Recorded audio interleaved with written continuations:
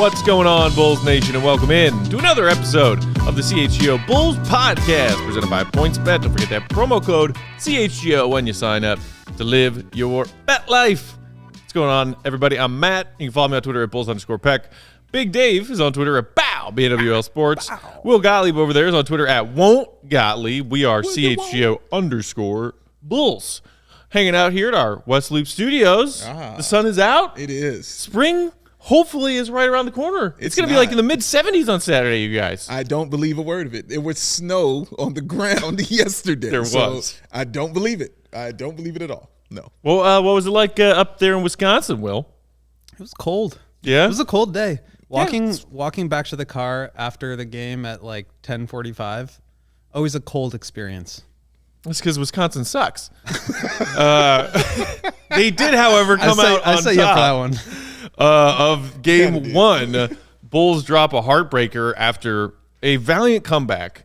And kudos to them for not rolling over and dying after that big Bucks first quarter lead. Bulls even briefly took the lead late in the third quarter, back and forth fourth quarter. The Bucks make a few more plays than the Bulls do down the stretch on a night when the Bulls' big three shot terribly. So we're going to talk today a little bit more about what adjustments we might see the Bulls make from game one to game two to try and keep themselves in it and have another fair fight and a chance to steal a game in Milwaukee in game two tomorrow night. I think what we talked about at length on postgame after game one was how we were moderately impressed and pleased by what we saw from the Bulls defense. So let's start there, because I think that there were good things defensively that we saw from the Bulls, but there's still room for improvement in certain areas. Yeah. So, Dave, I'll start with you. What did you like and what did you not like and hope to see the Bulls correct on the defensive side going to game two? I mean, I talked about it a lot as far as just the actual effort from the team that I wanted to see. And Will said it a million times. One thing would happen and then everything would kind of collapse. And they had many moments where they could have had that collapse when Giannis throws it off the glass and tips dunks it to himself. Is one of those moments. He is so good. He is so damn good. All right. The fake foul from Giannis on Patrick Williams when he was just boxing him out. Like, those moments, we're used to seeing them fold in that. And they didn't. And what I liked was, as the game went on, it seems like they were figuring it out. And I hadn't seen that for a while. And they saw it, and they said, oh, you know what? We're going to start swarming on these big guys, as soon as they get the ball. We're going to use the defense that I was used to seeing, which is that death by 1,000 cuts kind of defense. Soon as somebody got the ball, swarm immediately. They were swiping at the ball. They were trying to get it and trying to get out and actually run. We hadn't seen this team get out and run in I don't know how long off of those kind of turnovers. So it was great to see that. It was great to see it on multiple possessions also. Back-to-back-to-back possessions. Turnover, stop, turnover. Like, it was going down like that for the Bulls, and that's why they were able to take that 69-64 lead for that brief moment in time, and it felt good. And Matt and I were in here dancing all over this place when that was going on. I was trying not to dance in the press box. I feel you. But that's what I liked seeing, is they saw it early and they thought about it and they figured it out. And shout out to Billy Donovan, because I'm sure he has a lot to do with it as well. But yeah, I like the fact that they just had the poise and they didn't give up and they didn't quit and they kept fighting and kept going at it, man. And I hope that continues going in game two.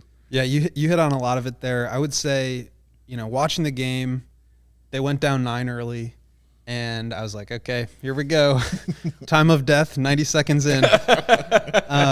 But I was like sitting there watching them, very proud of their ability to like take a punch and get back into the game. That's something that, as we've talked about, they just have not been able to do. I think it was a result of being able to problem solve on the fly. One of the things that I wrote about today, yes, I can palm a basketball. Will is palming a basketball. It's one of the many wonderful things. Shout out to AK. Confirmed. AK is in every single one of our shows. Super fan, man. You are just such a baller. We Shout love out you. to you. Not a super fan of us, just a super fan of the Bulls. That's right. There you go. Oh, somebody's talking Bulls? We can get. Here I am. Take it where we can get it. Absolutely right. And I mean, they corrected problems. The first couple of possessions were Giannis getting down the lane, coming down the right side, coming down on the left side, completely just going around the Bulls defense. Right. Yeah. And then on that third play, he walked up and hit a transition three, Billy timeout. I think what you saw after that was the Bulls start to really funnel him towards the middle of the floor where the help was. The idea to defend Giannis is put 4 off, out of position guys into the middle of the lane and just make him go through you. And if the Bulls don't funnel him to those guys, he can just go right around and go to the basket. You can't stop that. So I think they corrected that and played, just had like a really good game plan that for the most part they executed. The death by 1,000 cuts defense, like you said, doubling in the post, getting back out on rotations. I think for me, in terms of adjustments, a lot of the stuff, it was really good. I was very pleased with the game plan. I thought Billy coached an awesome game, and Mark wrote about it today at allchgo.com. I think they just need to tighten things up and execute a little bit better, because I think the basic sort of fundamentals of what they were trying to do was exactly right.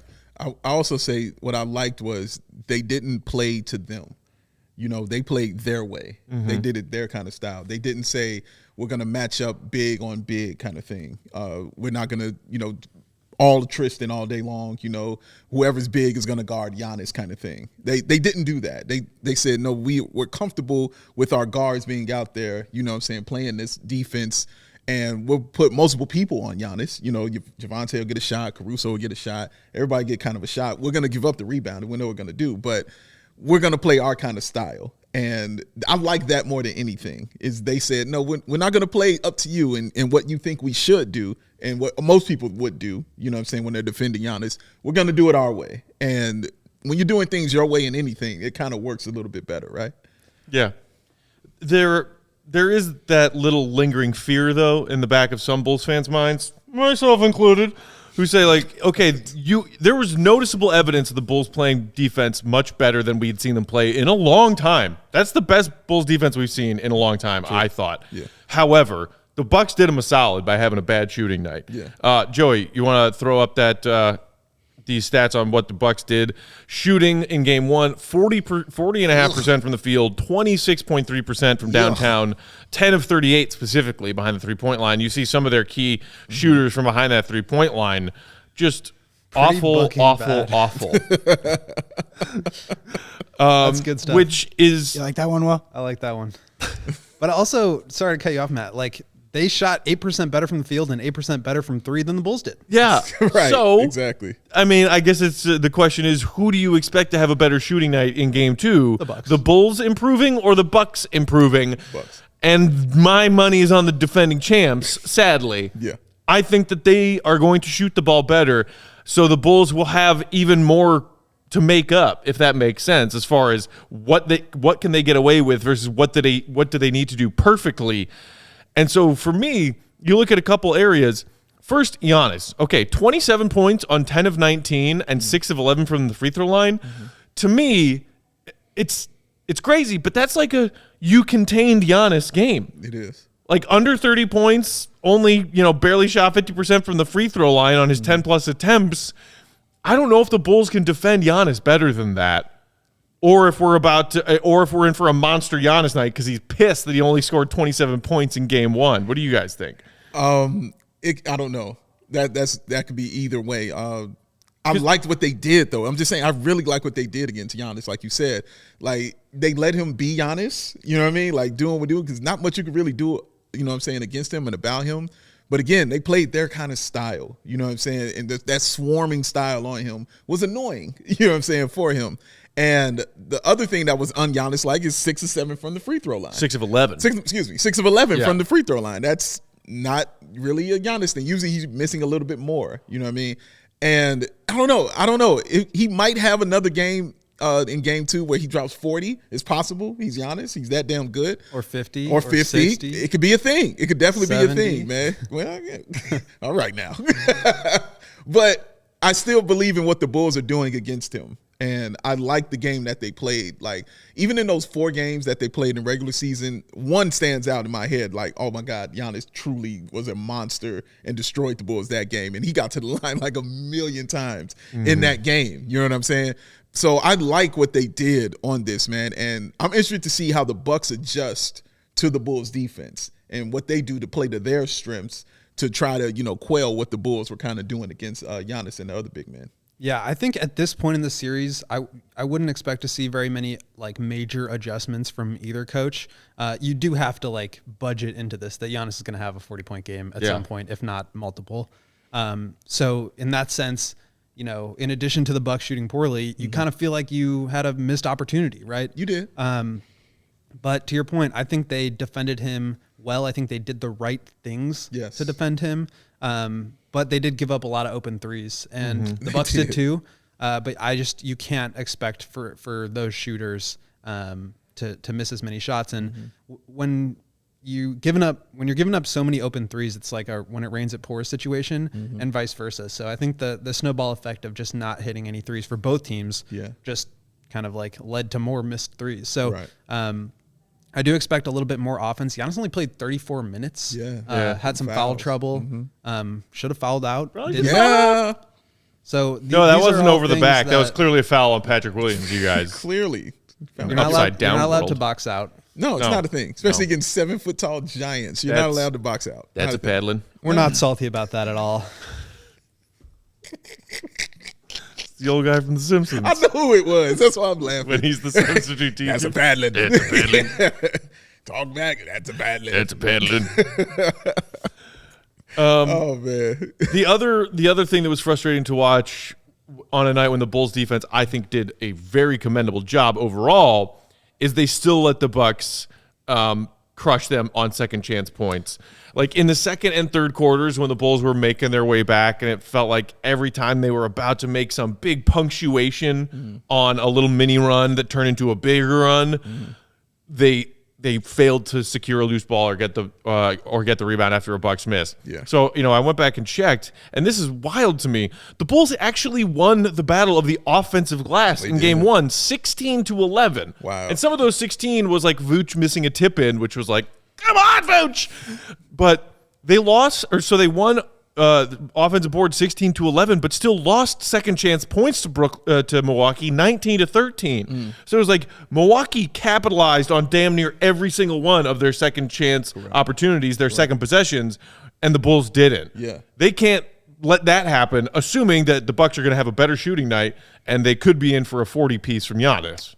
While you're saying that, the play that pops into my head was the three-pointer from the corner. I think it was Grayson Allen. And he misses it. They get the rebound and kick it to the other corner. You know what I mean? And to Bobby Portis, I believe. And he drains that one. That's the stuff that's backbreaking. That's the stuff that hurts more. More so for me than the actual getting it and tipping it back in, because I accept that because of how big they are. But missing that three and not getting that loose ball and then giving up another three, that's what the guards are supposed to stop, right? Yeah, and I think, Matt beat me to the punch here. I was going to say the same thing. Like, the Bulls actually won the offensive rebounding battle, which is something that you don't typically see. They were last in the league in offensive rebounding percentage this year. Wow. But that's a strategic thing. They're trying to get back in transition. But I think it was just like a lot of louder ones for the Bucks, where it was like Giannis barreling into the paint, missing, and then put back dunk. Right. Yeah. Or getting a three and then kicking it out for another open three, whereas the Bulls were like tipping and missing tips, and so they just felt a lot louder. But again, these are the things that are a little bit more controllable, that they can try to take away as far as boxing out, as far as getting back in transition and preventing some of those easy, like I think 15 seconds into the third quarter, Billy had to call a timeout because Chris Middleton got all the way down the floor after a make. I mean, these are the things that you have to take away. I do think they played good defense. I also think they got pretty lucky with the Bucks missed threes, but they still have some things that they really need to sharpen up for game two. And that's why I don't really foresee any major adjustments. But to the Bulls' credit, I do think that their attention to detail was so much better than it has been for the past couple weeks. 11 turnovers too. That was huge in that part. And like you said, there were still just a handful of those possessions where, and that one was after the Bucks pulled the ball out of their own hoop because the Bulls actually scored. They had a bunch of those. And it's like, how do you get beat in transition when you just put the ball in their bucket? Like, that is the kind of stuff that's unacceptable. That's the kind of stuff that has Billy storming onto the court, chewing that gum. 30 seconds into a quarter, calling a timeout. Yeah, chewing that gum was just like, oh, dude, your jaw is not okay. But, okay, so last thing on the defensive side, and then we'll move on. our pal Mark, we were discussing this in pregame, Will, while you were up there in Milwaukee. We all had our roundtable column, and one of them was hot takes for the series. And our pal Mark said he thinks that by game 3, Billy might switch P-Dub off as primary Giannis is your responsibility defender and turn to Javonte. Neither of them necessarily were like the staple defender on Giannis, and I think a lot of possessions it was a group effort by the Bulls to get in front of him, stay in front of him, and slow him down. P-Dub played 23 minutes as a starter. Javonte played, 17 off the bench? Yes, correct. How do you see that changing at all, if at all? Javonte did a better job. I mean, Pat has the size and the strength and what should be the ability to be able to, give Giannis at least, some trouble, right? But I think Giannis struggles more when you get into his airspace, sort of get underneath him and have leverage on him to where he can't put the ball on the ground because that's where he just gets ahead of steam and it's over. That's why, Tristan, whenever he's guarding him, Giannis backs up past the three-point line. Tristan stays there, drops back, tries to keep him in front. But all that does is get Giannis just gives him that much more space to just get his train moving and go to the basket. And I think you really need to press up on him. And I think Pat, along with Tristan, are guys where it's you want to try to they think you want to lay off him to try to contain and keep him in front, but that just doesn't work. It's not a thing, man. And I mean, Javonte, I knew he was out there. I think that's the best way I can say it. I knew he was out there. With Pat put no imprint on the game. Correct. He kind of disappeared. You know what I mean? You forgot he was there on outside of that foul call. And the only 2 times I think of Pat in that were 2 negative plays. Was that foul call and the 3-pointer he didn't take. You know what I mean? Those are 2 things that pop out in my head when I think of that.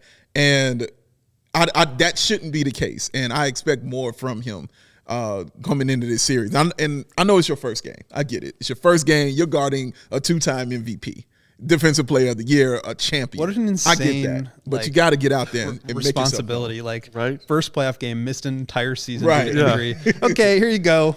Guard Giannis, this man. 2-time MVP. Right. Most unstoppable player in the entire league. Good luck. I just want him to let him know he's there. I don't expect him to, go head up against him or anything, but I just want him to let him know, yo, I'm here and I'm a problem. You got to deal with me. I think he did on some possessions. I think he guarded those turnaround jumpers off the block pretty well. That one he hit was nasty. I mean, Giannis is going to make those. It's like Dirk. You can't defend it. But I think Pat, with the length there, has a better chance to alter those shots than Javonte does. But the other guy that I thought did a great job was Caruso. He picked up an early foul, and I was a little worried about him being able to stay in that game. But he is just so damn good. And, again, crowds Giannis's airspace and just makes it really hard for him to get all the way to the basket. On the post, I thought the doubles came quickly. Giannis has gotten so good at swinging the ball out, but just making life hard for him, getting the ball out of his hands where they can, and then still trying to recover to those shooters before they can start hitting 8 of 8 and whatever it is. True indeed.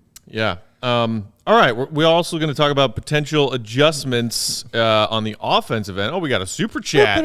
Gavin saying hello from the UK. Great work as usual, you guys. Thanks, Gavin. Thanks for hanging out with us. What's the conversion rate on that? That's 179 in euros. What's the I think that's like a $1.15 US dollars, here? something like that. Right. Maybe $1.25. All right. Ours is less than theirs. That's what I know. Really? Yeah. I did not know this. Yeah. I'm joking, man. I don't know. These are jokes. Some man. people pay attention to, currency conversion rates and some people don't. I do. I also don't, but I was just like, last I checked, the euro is worth more than the American dollar. This is a fact. All right. PointsBet. We got 3 NBA games tonight. You know Parlay Pack's coming to town. And by that, I mean I'm staying on my couch, but I'm going to be active. Best way to support CHGO is to download that PointsBet app and use promo code CHGO when you sign up. If you do it right now, you're going to get those 2 risk-free bets up to $2,000, which, as we've discussed, is an incredible deal that you should not miss out on. Free money. But that's not it. If you make a $50 or more first-time deposit, you get a free CHGO membership, which unlocks all of our amazing web content, like the columns that were written yesterday and today by Will Gottlieb and Mark Kay, covering Game 1, every other Chicago sports team, all your favorite Chicago teams. Plus, you get that free T-shirt of your choice from the CHGO locker. I got my first few in the mail yesterday, y'all. Check out these Look at it. I love it. It's nice. You can pick this one. You can pick anyone you want. Plus, access to our members-only Discord channels, one for each Chicago team. Yes. So, it's Tuesday, which means PointsBet pick of the week. I'm looking at these 3 NBA games tonight. Okay. There's a big fat spread in favor. I think I saw Miami -10 against the Hawks in game 2. I don't love that. I'm thinking maybe Trey and the Hawks had an awful shooting night in game 1. I think they're going to play better. So I don't love that spread. Pels Suns, I think it's like 10.5, something like that. Like it could be another comfortable win for the Suns, but the Pels kind of chipped into that late in the game, even though the Suns controlled it from start to finish. The one I'm looking at is the 7:30 tip Chicago time, game 2, Wolves Grizzlies. Not only was game 1 wildly entertaining, it was, what a game. and I'm looking forward to game 2. I love basketball. It's fun. The spread is Grizzlies -6.5, -6.5. Okay. And I'm thinking, I bet the Grizzlies are really pissed about losing game 1 at home. Very. And I think they're going to bounce back, and I think they're going to punch the Wolves in the face. Did you see the John Morant, what he put up on Instagram? No. He put up the video of Michael Jordan when he was sitting in that locker room with the baseball bat, talking about B.J. Armstrong talking trash in that Hornets series. Let's see it when it's 0-0, baby. Let's see it then. He put that up. They're going to be ready. It's going to be entertaining, man. Yeah, that further gives me confidence in my lock being I'm going to take some of that Grizzlies -6.5 action tonight for my PointsBet pick of the week. Lock it up. Get the lock, baby. You lock it up. Drew, lock it up. We don't have the lock. We have the hammer. So you can download that PointsBet app right now. If you live in Illinois, you can do it from your phone. Super easy. Online sign up available. You do it now. What are you waiting for? Because once you start, you don't just bet. You do what? You live your bet life. Thank you. With PointsBet. You're better at it than I am. Just do it. You rock the ads. You rock the ads, man. It's really easy to get excited about a PointsBet ad because then That's what he does. While I was in the middle of that, I just started thinking about parlays in these games tonight. Because as soon as we finish this episode and then I post this episode, that's immediately what I'm going to do next. Yeah. Just start building some parlays for tonight. I tried to make a parlay at the Bucks game. At the Bulls-Bucks game in Milwaukee. Couldn't do it because it's Wisconsin. You were across the state line, man. I was in enemy territory. One of a million reasons why Illinois is better than Wisconsin. You can't use PointsBet up there. If you're going to go to game 2, lock them in today and then drive up. There you go. Intelligence. That's my advice. I almost feel sorry for Wisconsinites for not being able to have that fun, but then again, it is their fault for choosing to live in such a garbage state. Well, they've got the Packers and the Bucks, so I I don't feel too bad for them. Garbage state. I don't know that. All right, moving on to the Bulls' offensive side of the ball from game 1, which was, as we briefly mentioned, not great. Joey, let's take a look at that Bulls big 3. What they did from the floor in game 1. Ouch. 21 of 71. 4 of 22 combined behind the three-point line. The lone bright spot is that they were collectively 14 of 15 from the free throw line. But considering that 2 of those 3 are DeMar and Zach, you would hope that that's frankly, above 20. That's not enough. Like especially if you're not hitting your shots, you got to get to the free throw line more than they did. I think was it the second or third quarter where they got into the bonus with a couple minutes to go? Like they need to be downhill, going at Giannis, going at Brook Lopez, making sure that those guys are paying for trying to protect the rim. And the Bulls just really could not get anything going to the basket. And you have to credit Wes Matthews, Drew Holiday, Chris Middleton, Giannis, all those guys for pushing them out. Yeah. But I mean, foul drawing was a key in that game. And I think they did a pretty good job. Going to have to do even better if they want to get more free throws, more easy points at the line, and also just take the Bucks out of their game a little bit. I mean, we saw what happened to Zach LaVine once he got his 4th foul. He's completely removed from the game. Try to do that to Giannis. Try to do that to Drew. Yeah. They got to go at those guys. I mean, that's the best way you got to say it. There's nothing else to add to that. You have to do that, especially when your three-point shots are not falling like they were. And I thought it was going to be a key in this series, three-point shooting. But, I mean, the other key is going to be getting to the foul line, getting easy buckets, getting easy shots. I liked how the Bulls would slow it down. Anytime they got a rebound, they slowed it down immediately. And you saw them thinking and then making that decision to try to get to the bucket, to try to make that move up there. They have to do a better job of that. And I know it's on DeMar and I know it's on Zach, but I'm gonna need a third person to get to the bucket. Like somebody else that has to penetrate and try to get to the bucket. Who is that guy for you? That's what I'm saying. That's why I said third man. That's why I didn't even put a name on it. You know what I mean? Because it has to be someone. You know what I mean? I don't know who. If it's Kobe, if it's Io, if it's Pat, I don't know. I don't know who it will be, but they need just one more And I'm not saying they got to do it all game, but they got to start keeping these guys honest is all I'm saying. Like, they have to give them something to think about, not worry about, but think about. Like, wait a minute, he might go to the bucket. You play a defense a little bit differently. You're on your heels a little bit more when somebody might go to the bucket, and you're anticipating it like that. So you got to put that kind of thing in their hearts. And I think the key there is going east to west, getting the Bucks defense shifting side to side, changing halves of the court where, DeMar maybe comes off a stagger screen and gets a handoff going towards the basket, and now the weak side wing has to step up to cut that drive off. Now he gets it over to Zach, and Zach has the ball, attacking a closeout. That's where you can do damage. Nice. And we saw a little bit of that. I think that's what I'm going to focus on for tomorrow is just like, how did the Bulls get the ball in motion? I think that's such an important part of getting the Bucks defense off balance, because they just love to sit back and protect the paint and say, beat us with jumpers. Right. And they really need to penetrate and get into the heart of the defense. Agreed. And look, that's why to me, when you talk about shot selection in game one, some Bulls fans had a problem with it more so than others. And, Will, you wrote about this before game one, and then Mark touched on it after game one. And one of his thoughts about what he liked from Billy was that Billy told his guys, look, these above the break threes are going to have to be a part of our offense if we got a chance of beating this team. It's what they give up defensively. Yeah.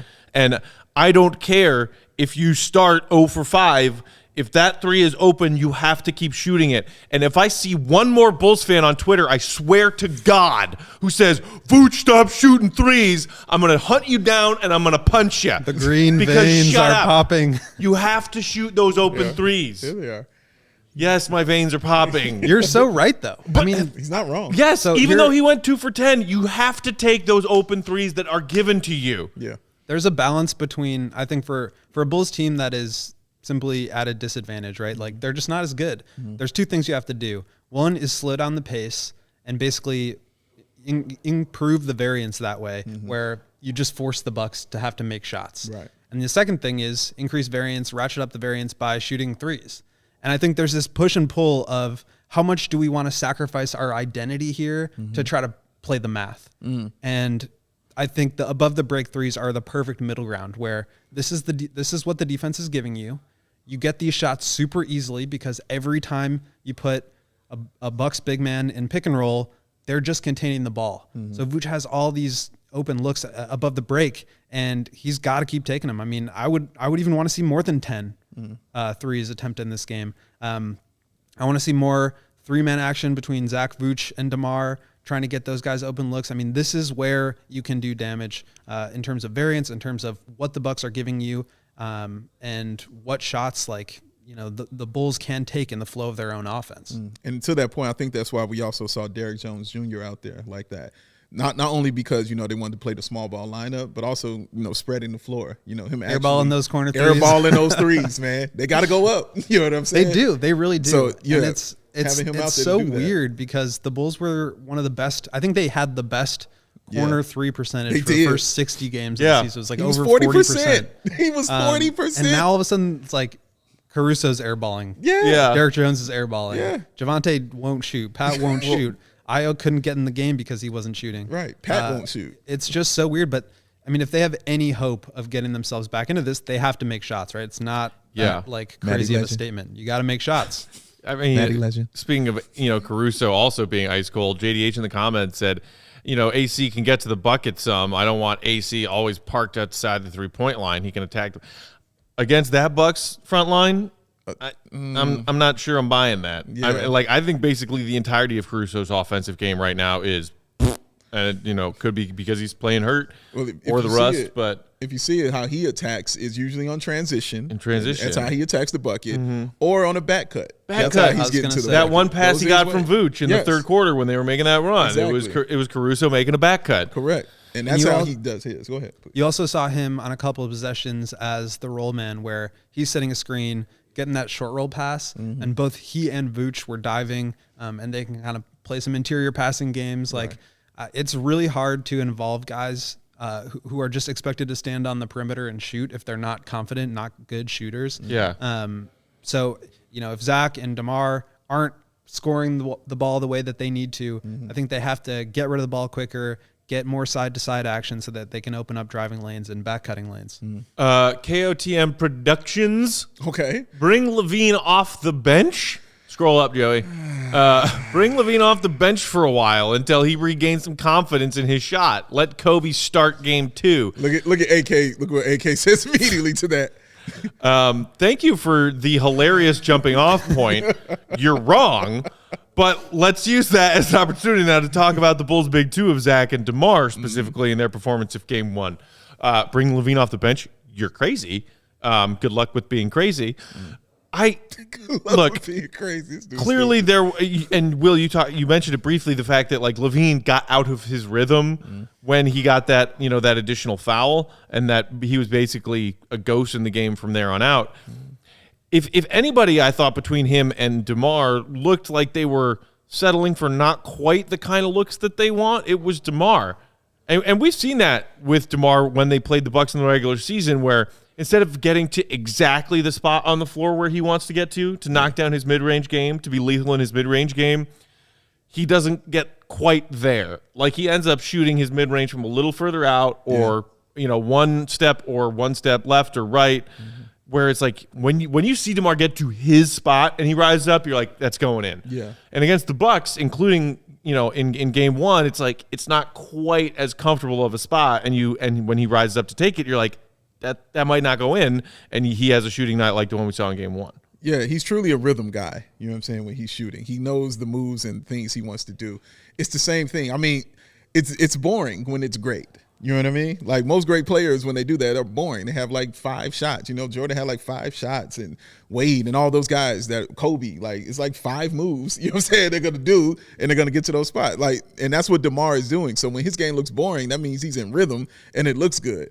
When he's out there like improvising, it looks like it did yesterday. The turnovers were occurring. They were taking away that, like you said, that comfort level for him.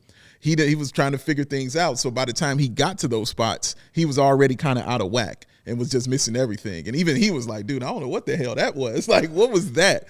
I do like the fact he said, yo, it ain't going to be like that in game 2. I'm going to come back much stronger. I like that you saying that, but I need to see it, though. Yeah, I mean, they can't afford for it to be that way again. There's no way they have another shooting night like this and lose by less than 10. Yeah.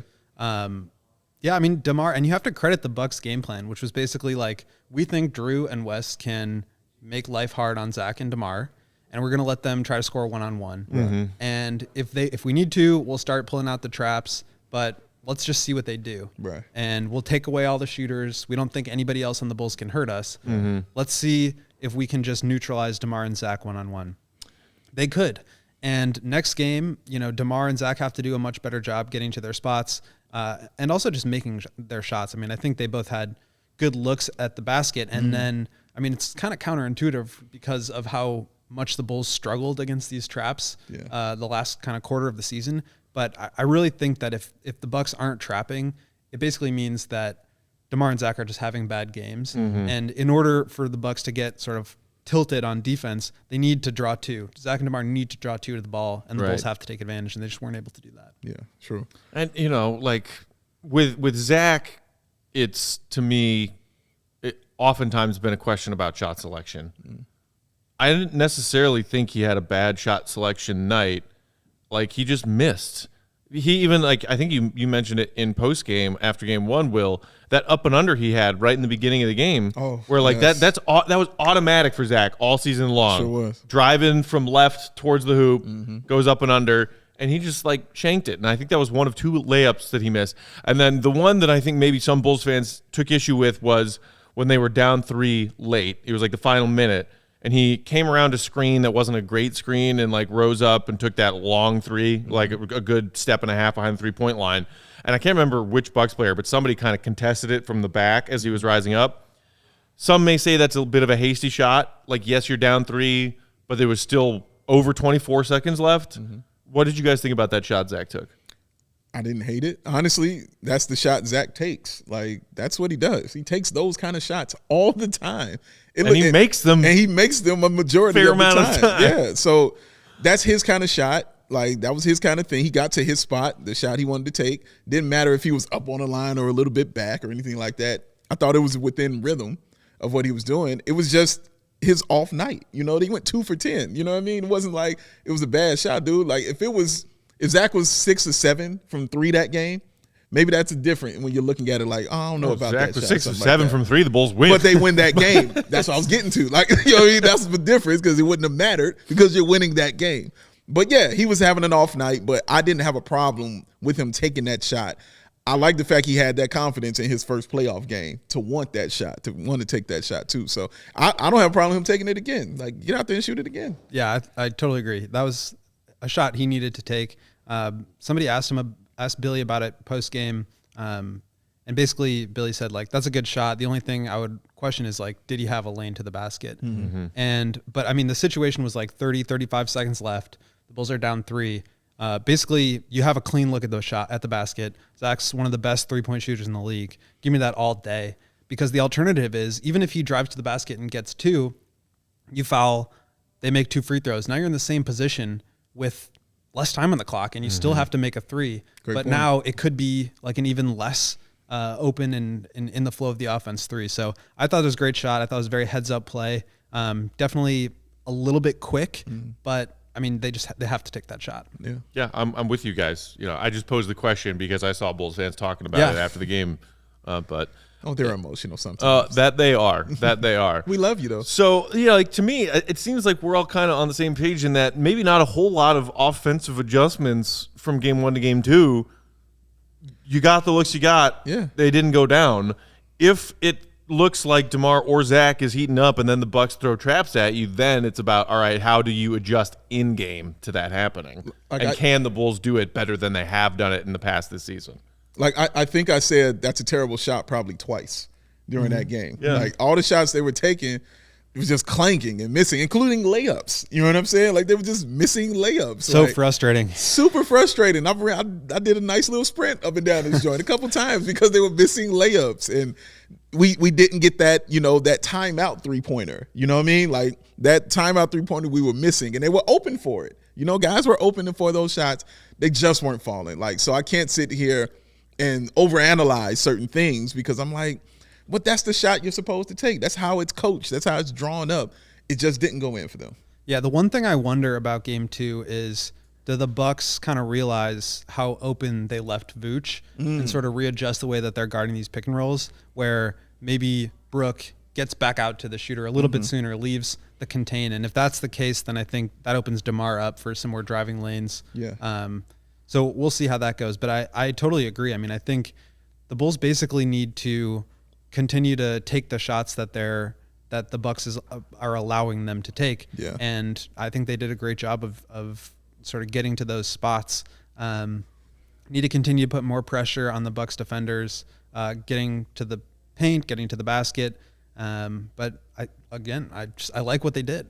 I do too. I enjoyed it. Just didn't go in. That's all. It just missed a lot of them, including, we were talking about this before we came on in the office, but hanging around the office, but a lot of shots, including Vucevic's threes, that went halfway down and came out. Which is like, God, that is infuriating when you come that close to getting a road win. Yeah. But he didn't stop shooting. And I think in the past he's said, like, I don't care. I mean, I know he's like a anti-analytics guy and will just like say that he wants to take the shots where he's comfortable. But again, this is the shot that the Bucks are giving him, and real credit to him for continuing to hoist those up. I mean, he hit his first one and then was 1 for 9 the rest of the game. So he just needs to keep shooting. Yeah, you saw how they were playing him on that pick and roll. Like as soon as, you know what I mean, DeMar went, everybody went with DeMar. Like they were just giving him that shot. Like, go ahead and take it. And you're right. That's going to be interesting to see, like, if they continue to do it that way, if the guard kind of lags off of DeMar. But I don't know. I don't think they will, because I think they could kind of live with Vooch maybe shooting or hitting threes. Then they can with DeMar getting into his rhythm, you know what I mean, and going off on them, because that's easy money if you're going to put him up against a big man. You know, Robin Lopez. That's easy cash money for him. Yeah, the only other sort of idea or suggestion I have is like putting Zach in more screen and roll actions with DeMar, where, I mean, they ran it a couple times with Kobe. He would come up, set a screen, and just slip right out of it, going to the three-point line. And I tweeted out a video of him in the first quarter, basically just standing there too long, allowing 2 Bucks to collapse on DeMar. And then when he finally popped, DeMar had no passing angle. Drew stole it, and they went down the other way. DeMar got on him, and then in the second and third quarter, they ran that play a couple of times and got some good looks, and Zach is just better than Kobe, right? So I want to see them really challenge the Bucks defenders to have to make decisions there, and whether it's switching, whether it's doubling, or whatever it may be, like the plays where you have your two best offensive players, it's just so hard to contain. So I want to see more of Zach getting open looks that way. And speaking of Kobe, we're going to, coming up in just a minute here, talk about him and some of the other young guys on this team and whether or not we're going to see a shift at all in minutes as far as the back end of Billy's rotation, and also take a look at some of the things that Billy said following game one about limited minutes for some of these younger guys. So we'll do that coming up next. But first, Big Dave, give the people one more quick reminder about all the fun available to them at PointsBet, would you? Oh, I think I'll do that one time for you, Matthew Peck. Thank you. Because if you enjoy CHGO, y'all, and I know you do, one way you can help us to continue to grow is to download that PointsBet app and use that code CHGO when you sign up. Because not only are you going to get those two risk-free bets up to $2,000, but if you make a $50 or more first-time deposit, guess what you're going to get? Take a guess. You're going to get a free CHGO membership, which unlocks all of that awesome web content, and you'll even get this smooth, cool, free CHGO shirt of your choice. Don't even have to be this one. There are many other awesome ones just like that one you can get for yourself. And you can get that all of your choice from that CHGO locker. And all the people in this beautiful state of Illinois, you can actually download the PointsBet app right now and register your account from start to finish, all from your phone. Wow. Sorry, Wisconsin. You will be signing up with the fastest sports book, easier than ever, so you can start living your bet life in seconds. So what are you waiting for? Because once that game starts, you don't just bet. What you do, Will? You live your bet life with PointsBet. Joey, one time, please. Money. Love that. Pack loves that one. I love that. He does. That's because that's early Family Guy. That is Brian from Family Guy. Yes. He's at some fancy party and he's peeing on a potted plant in the corner of the room, holding a cocktail, singing the money song. Money. Outside of peeing part, that's Peck. Outside of that's Matt. I have never urinated in a potted plant at a fancy cocktail party. I said outside of that. And notice how he said he's never done it at a fancy cocktail party is what he just said. I've never done it ever. Oh, there you go. That's what I wanted to hear. Thank you very much. Come on. Give me some credit. Have I urinated on a plant outside before? Sure. Who hasn't? Inside, come on. Fair. Give me some credit. Okay. All right. I'm proud of you. For that? Yes, I am. I'm very proud, man. It's a low bar today. Yeah, that's even more offensive to say that you're proud of me for that. I'm proud, man. All right. Good for you. You want that one? That sounds even worse. Hey, Peck, I'm proud of you for never getting arrested for public urination. I'm proud of you for never doing it inside on somebody's plant or even on the floor or anywhere. That's so good little stuff. Of me, folks. That's good stuff, man. Hide your plants from that. Hide your kids, hide your wife. All right, guys, let's talk about Billy's rotation. Yes. So P-Dub only played 23. Javonte 17 off the bench. We touched on that a little bit earlier. Io with just 9. And so Billy was asked about that after the game. I'm not sure if it was you or somebody else will, but so he talked about this when it came to Io and just the younger guys in general getting some fewer minutes in game one. He said, how the group's going, performing on both ends of the floor. What do the matchups look like? So it was just a night where Io didn't play a lot of minutes, but that doesn't mean it was part of the plan coming in. It was just kind of the way the game went, end quote. So, I mean, do we think we see a big adjustment of any kind as far as the back end of the rotation and who gets minutes? Because to me, and I agree, and Mark included this in his evaluating Billy's game one column that's available right now on allchgo.com, is if there is an adjustment I'd like to see, it's take those 7 Tristan Thompson minutes. I knew you were going to say get him out of here. Get him out of here. Just give him 0 minutes. Spread that around. You can play Javonte 22 instead of 17. Maybe Io gets in there for another minute or two, or just give those minutes to Derrick Jones Jr. Derrick Jones Jr. played 10.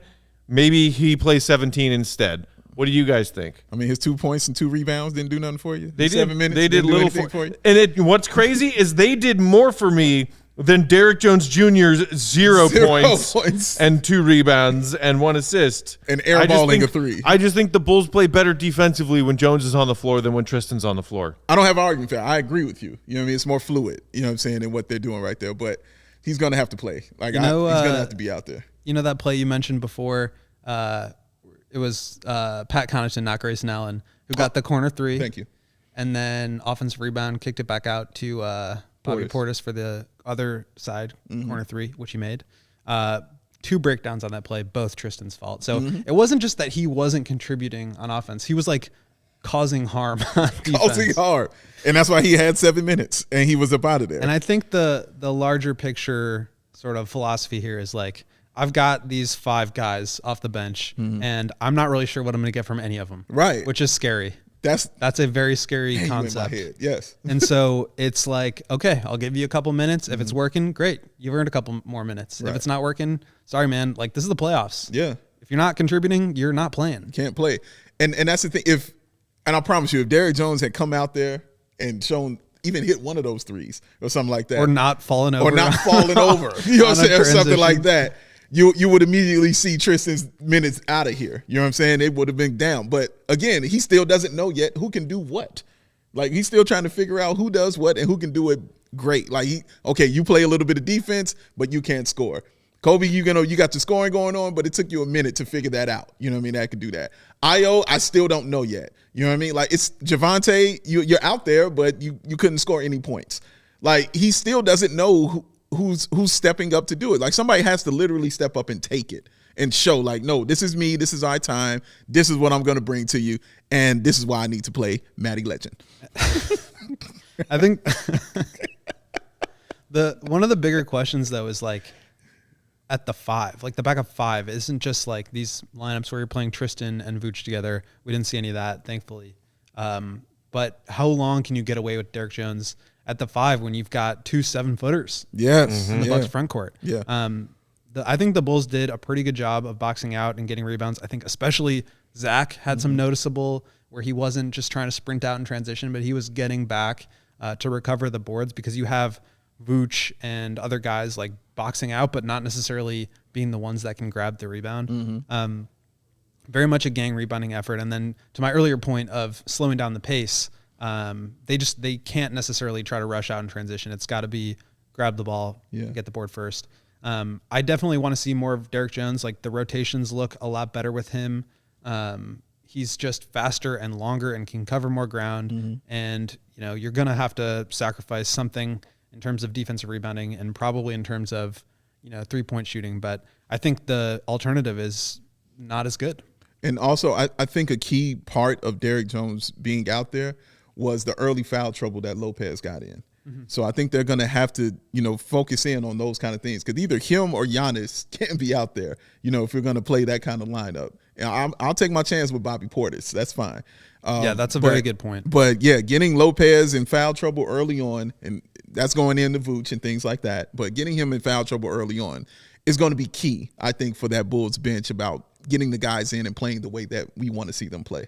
Yeah, I think that's a really good point. You can't really get away with that as much in the Giannis and Lopez lineups, just because even if you have Pat guarding Giannis, it's like a really tough matchup for Derrick to keep Lopez out of the paint. And people forget, like, he was a dominant post scorer back in Brooklyn before he turned into this sharpshooter. Out of nowhere. He's really Bulls fans would recall that from their first round series against Brooklyn in 2013. He's a beast. Back when Brook Lopez was an all-star on that team. Bulls in 7. I think that comment that Joey had just put up, people ragging on your boy Matty Legend, Dave, saying if Matty Legend plays any playoff minutes, my anger meter will hit 105 for 10 point. Is that supposed to say 10.5 or 105? No, I'm going to say 105. You know what he's saying. Yikes. Somebody got to shoot, man. From Osvaldo. Hey, I wonder if that's the Osvaldo who called in with a Rock Auto jingle back in the day. If it is you, Osvaldo, shout out, sir.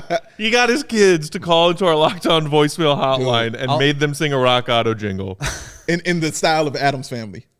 It was amazing. I got to hear that. Dude. Might have to pull that out. If the Bulls win. Fantastic. If the Bulls win tomorrow, I might need to hear that. It was great. Right? I was going to say, on the topic of Matt Thomas, like, yes, he's probably not good enough to be out there, but the Bulls shot 7 of 37 on threes. That's what I'm saying, man. I mean, he has been like taking one dribble and dribbling out of threes. Yeah. So that, I mean, just wouldn't work. But they need somebody to shoot the ball. Yeah. Shoot, well, man. and I saw somebody in the comments mentioning when we were debating Tristan versus Derek Jones Jr. Like, Derek can't be out there if he's not knocking down that corner three. We've discussed that plenty. Like, does it still stand that he hasn't made a three since the All-Star break? He's had a game where he hit two. Okay. He had a game where he hit two. So it's still in the teens though. And then just like, zooming out a little bit, you look at the Bulls bench production, which has been an issue all season long. Yeah. Sometimes that's not necessarily their fault because they've been so shorthanded. Right. So their bench is starting and their bench is, oh dear God. But the Bulls got outscored by the Bucks bench in game one, but just 16-14. That's another element of a game that has me nervous in that the Bulls were in this one in game one, and it might get out of hand in game two, because if you expect a bigger night from one of these two teams bench in game two, I mean, Kobe White had 12 points. Outside of that, the rest of the Bulls bench combined had 2 points. I don't feel great about that. Whereas, like, we know Bobby can go off. If Bobby gets hot, he can give you 20 off the bench. He can. Not to say that Kobe can't, but that version of Kobe hasn't existed in a while. Well, let's talk about Kobe because he came out firing, and he absolutely needed to. I mean, that's his value, right? Is to be that microwave bench scorer. And I mentioned that moment where he kind of messed up on that screen with DeMar early on in the game. I loved the way he responded. Yeah. He came out firing. He had a couple of open looks that he missed, but he had, I think, the most made threes, or tied for the most made threes on the team. Like, that's who he needs to be. Mm-hmm. And, defensive failures aside, like, the Bulls have to be able to score with these guys. So I do think in a certain sense he's competing for minutes with Ayo. Mm-hmm. They played together quite a bit, but Kobe, I think, continues to be a real key for the Bulls just because of the lack of shooting. And also, my favorite Kobe play from that game was when he got the rebound, he takes it the length of the floor, he brings it back out kind of a little bit, just slows down, looks around, and then continues to go to the bucket, lays it in, they go up by 5. I thought that was key because he only is doing that kind of thing when his three-point shot is hitting. Mm-hmm. When his shot is hitting, he is much, much more confident. He's more competent also. Like, it just works like that for him because you talked about it on that play, and I watched that video, and I was like, man, Will is smart. like that break, that it was great, but it was a great observation to show that, you know what I mean? Because I like how DeMar was like, dude, he was scolding him because he let him know we're coming back. We're going to do this again, so you're going to have to pick this up. I think it would have been a little different if some of those shots weren't going down for him. You know what I mean? He might have been in his head a little bit more because his confidence has shown throughout the season. It goes up as his shot does. If his shot's hitting, his confidence and IQ and all that stuff is going up also. But also I wanted to ask, it's one more shooter on this team, or a guy who likes to shoot on this team who's on the bench, and that's Troy Brown Jr. Does he get an opportunity in this as far as the three-point shooting? Because he's not afraid to shoot it. He'll throw that thing from half court. And he got real minutes in that game 82 against Minnesota. He did. And it was like, oh, this is the version of Troy Brown Jr. that the Bulls thought might exist when they traded for him. Right. I'm interested to see if he gets an opportunity just because he's not afraid. Like, that's kind of what I'm looking for now. I'm looking for people who are not afraid to shoot it. You know what I mean? Like, you miss it. You see, we dealt with it, okay? You missed it. But I need people to take the shot, when it's available to them. Yeah, Billy has talked a lot in the past about, like, getting lost in the competition. And I think that's a great way to put it. If you're so worried about missing shots or, having defensive miscues, whatever it may be, like, you're not going to be present and confident in your shot. And I think Kobe was able to sort of bounce back and get out of that headspace. And that is, like, so key for him. Colossal. So I agree. Like, they need guys who are going to step up. They need that third or fourth scorer to compete these guys. I mean, they scored 86 points. Yeah, they need something. That might get it done in the 90s or the early 2000s. But speaking of Kobe's headspace, and then we'll get out of here, I saw somebody in the comments said Kobe needs to, Alfredo said Kobe needs to come into the game and think offense. And look, I get what you're saying, and you're not necessarily wrong.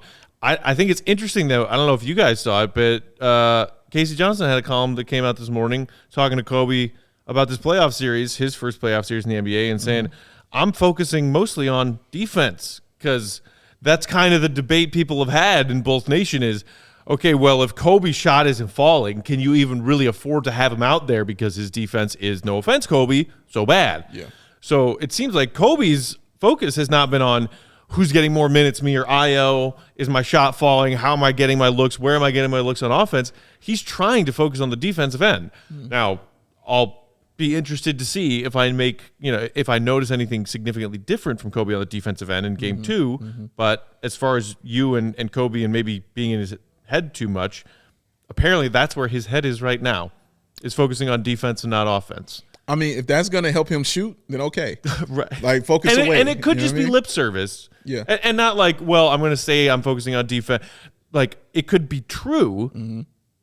I don't know. I mean, it's a way for him to stay on the floor. Yeah. Because if his shot isn't falling, then you can't play him. Yeah. So if he has something to fall back on, which is even just like slightly sub-average defense, now you can rely on him. You can keep him out there and wait for him to get hot. Right. Whereas now it's like if he doesn't come out hitting threes and he's getting killed on defense, like you just have to pull him. And then there's no way you can get some of those shots to start falling if he's just on the bench. So I like that he said that. It's obviously like never been a part of his game, and who knows how real that is. Just like the Zenny commercial tells us with him and I. I'm a shooter. I'm kind of more of a scorer. They don't pay players to play defense, from what I understand. He gonna find out when he gets this check. Shout out Jabari Parker, young legend. Bucks legend, Jabari Parker. Oh yes, That's Bucks right. legend, Chicago Second legend, overall pick. 2-time legend, baby. All right, before we get out of here, let's remind our fellow Bulls fans one more time. If you guys haven't RSVP'd yet, you can still do it. We are having a watch party for Game 3 at Third Rail Tavern, right around the corner from our studio here in the West Loop, downtown Chicago. Around the corner. Dave and I will be there. Yeah. Will sadly won't attend because he'll be at the UC down the street covering the game spirit, for us. Baby, in spirit. But a bunch of our other fellow CHGO colleagues and friends will be there. Joey, you coming? Affirmative. Affirmative. Joey's coming. Oh, He had no choice. That's what you want to hear from somebody coming to a party. You showing up at the party of the year? Affirmative. Affirmative. It's going to be a lot of fun. So there is a pinned tweet at the top of CHGO_Bulls on Twitter right now with information and a link to that Eventbrite where you can go and RSVP and let us know that you're going to be there. Free to enter. Free. Great food and drink and great company. Yes. Well, I'm not promising myself as a part of the great company. I might be obnoxiously stressed out and loud and myself. But you can stress together. Stress together. We can stress together. That's what CHGO is all about, stressing together. That should be at the top of the page right Bingo. there. That should be a shirt. Stress together. Yes. With a period. There it is. So together. go and sign up and RSVP. Let us know you'll be there with us this Friday. Tip is at 7:30. We might be doing pregame a little on the earlier side so we can go and hang out for a while before tip-off and hang out with our fellow Bulls fans. And we will be back tomorrow for pregame of Game 2. Late tip-off, 8:30 Chicago time. Double dose. Don't worry, Mark. I'm not going to complain about it. Which means I still am. Will's going to complain about it because he has to go back up to Deviltown, a.k.a. Wisconsin, and cover an 8:30 tip. We will be here for pregame at 8 o'clock, and then we will be back here for postgame as well, following the conclusion of Game 2. Yes, we will. Until then, you can follow us on Twitter. Won't Gottlieb. Won't. Bow. BAWL Sports. Bulls_Peck. We are CHGO_Bulls. Thanks as always for tuning in and watching, and the comments. Hit that thumbs up if you like today's show. Click it. Appreciate it. Like, Press it. subscribe, all that fun stuff. All that. And sign up for your CHGO membership because duh. For our producer, Joey, Will, Big Dave, everybody hanging out with us here at our studios. We got more Casey's shows here. on deck. We got Cubs and Sox on deck. Casey's hanging out here. I think we got a bet show coming up this Bet afternoon. show's on with the Cody way. and Sean. Yeah. Tons more content. Keep it locked here at CHGO Sports on YouTube. See you, Red. Be good.